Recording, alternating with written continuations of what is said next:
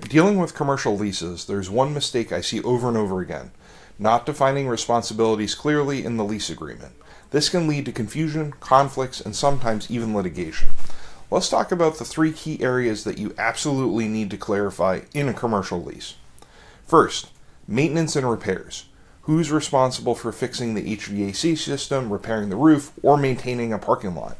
If your lease doesn't spell this out in detail, you could find yourself stuck with unexpected expenses or worse, legal disputes. Second, assignments and subletting. Many leases restrict tenants from subletting space or assigning the lease without the landlord's consent. That's fair, but landlords, you need to make sure the lease includes language protecting your control over who occupies the property. And tenants, make sure you have some flexibility in case your business needs to change or if you want to sell. Finally, compliance with local permits and licenses. Massachusetts has specific rules about zoning, use permits, and even conditional assignments of licenses. If the lease doesn't address these, it could put your entire deal at risk. The bottom line: a well-drafted lease doesn't just protect you, it sets clear expectations for everyone involved. Whether you're a landlord or a tenant, don't leave these details to chance. If you're negotiating a lease or just want to make sure you're protected, let's talk. A little legal guidance up front can save you a lot of headache down the road.